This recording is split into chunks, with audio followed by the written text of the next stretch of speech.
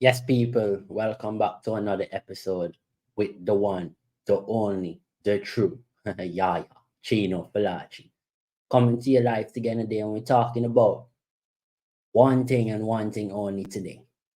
Did Crystal Palace use Roy Hodgson illness as a reason to fire him, or was he actually going to be fired anyway?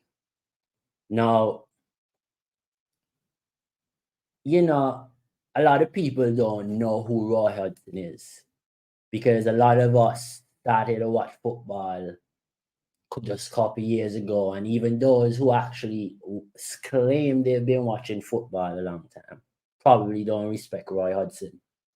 But this man is respected all over the world in the football world. When I say all over, and hence the reason why.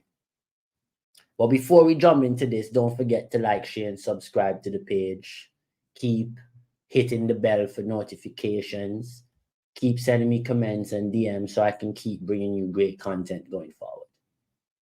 So, Roy Hodgson managed 17 clubs within the world and 4 national teams. So, an accumulative over 20 teams in the world. Teams like England, Watford, Crystal Palace, England under 21, Switzerland, UAE, Finland, Fulham, Udinese, FC Copenhagen, Inter, Blackburn, like and like you hear me naming them, and you're hearing Syria, you're hearing international, you're hearing Premier League, you're hearing so many different Belgium, you're hearing so many different leagues. So when we look at Roy Hodgson's career, this is a 50-year career of football, right? Managing. We should give this man some respect. We should actually sit down and say, hey, thank you, Roy, for the time you've put in with us as a great manager, that we got to see you and your teams, even in times when your team was not the best. But at least we got to enjoy seeing you be a manager, because that's the kind of respect this man deserves for the sport that if we say we love it, he's given 50 years of his life and more so that he can produce greatness for us. Now, Roy Hodgson also, I feel like it's just the time, I mean? It's become the time when he's too old, man. Like, sorry, Roy, but like it's hard for you to go into a dressing room full of youngsters, and then you're that age, you can't really resonate with their lifestyle, with the person that they are. You're not really, like they look up to you, they respect him, I'm sure, but it's hard for them to be able to come into training and have that life about them when their manager don't even have that life about him. Like he's struggling to motivate himself to go to work. So that means that, imagine him trying to motivate youngsters. It's hard. He doesn't have the energy, he doesn't have that anymore. So, and players respect coaches that can join into sessions, and players like that because every player wants to see how good the coach is. Imagine 78 Roy Hodgson touching the ball and even kicking it. Like, surely, bro. We know exactly what's going to happen. That's why we see a lot of these older managers kind of struggling, because a lot of younger players now like to resonate with their coaches. They want their coach to understand the balance of being their friend, being their dad, being their brother. Like that's what the relationships are becoming now within the football world. So that's why you see lots of the dressing rooms full of young individuals. As you have to be careful how you talk to them.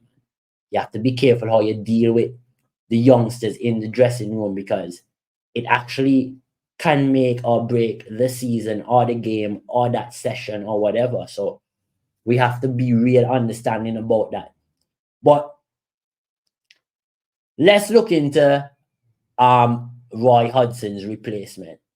So Oliver Glasner is like, people might be saying, who the hell is this guy?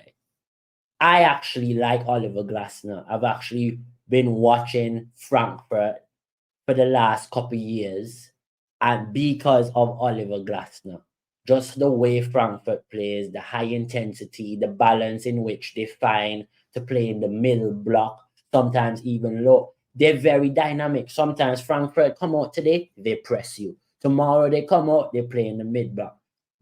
Some games they play in the low block. They're very entertaining to watch. And that got them to the Europa League final to win it. Crystal Palace is getting a Europa League winner in the current modern era.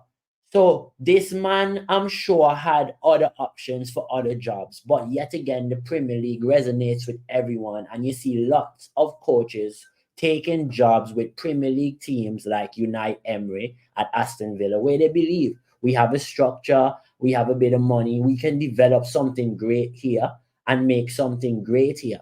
And a lot of Premier League clubs also are starting to realize that you need to give your manager time in order for him to bring you success.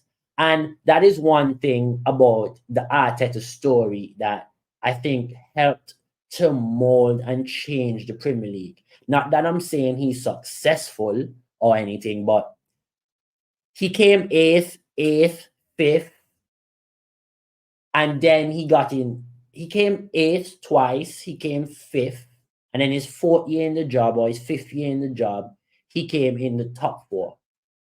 So we have to really, be understanding sometimes that managers need time in order to build and in order for you to gain success.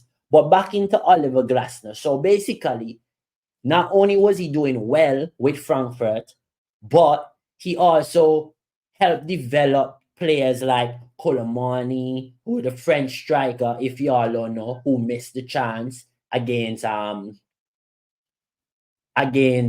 who missed the chance against I think Argentina with Martinez in the World Cup final. And then we have Philip Kostic, which you know went to Juventus, doing okay over there, but had a brilliant season with Frankfurt. And then we have Jibril Sow. Now, Jibril Sow, lots of y'all don't know about this player. He plays for Sevilla at the moment. He is a midfielder. Please, I beg y'all, go watch this dude. Quality. Really good, gets engaged in the game. Nice touches. Like, this guy is quality. Check him out. Jibril Sow. Quality people. But Oliver Glasner, I think, is going to change Crystal Palace. He's also a manager that isn't afraid to talk his mind. He likes to have control in his press conferences. Like, he likes to be very much in control. So we see him like criticizing players in the media, and we see him criticizing the board. So there's a very conflictual side to him as well. So let's see how he does. I hope he really comes in, stamps his authority. People always talk about this style of play, but I'm still waiting to know and see what Liverpool style of play is, and somebody to explain to me what Liverpool style of play is. But anyways, Oliver Glasner to Crystal Palace. They're getting a top manager. He's taking over from a manager who has managed over 420 Premier League games. I think him having a sit down with Roy Hodgson. I also think him having a conversation and having a bit of input from Roy can actually help him settle in the Premier League. Don't forget to like, share, and subscribe to the page. It's been your boy, the one and only, the true Yaya Chino Falachi. And yes, people, always remember, stay sexy.